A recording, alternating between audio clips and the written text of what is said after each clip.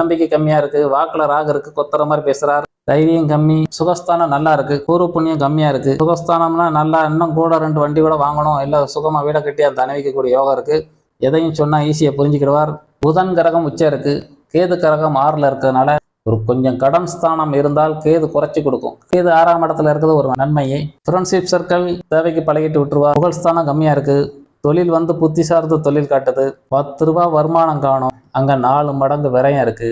TN77NC 5959 இந்த number இந்த வண்டி வாங்கிட்டாரு. இவருக்கு என்ன அதிகமா காணப்படுதுன்னா, இங்க கடன் சுமை காணப்படுது, இங்க அளவுக்கு மீறிய விரயம் காணப்படுது. இந்த வண்டி வாங்கினால நான் விரயமா இருக்கு, என் கையில மிச்சமே இல்லை அப்படின்னு சொல்லிக்கிட்டே இருப்பார். இந்த நம்பர் தோராய நம்பரை போட்டிருக்கேன், இது யார் கையில இருக்குன்னு தெரியாது. 2, 5, 11 தனஸ்தானம். 2ஆம் இடத்துல தனஸ்தானத்துல ஒரு கிரகம் தான் இருக்கு, மீதி உள்ள இருப்பு ஸ்தானத்துல ஒன்னையும் காணும். ஆனா வருமானத்தை விட 1 ரூபா வருமானம் காணும், 4 மடங்கு விரயம் காத்துக்கிட்டு இருக்கு.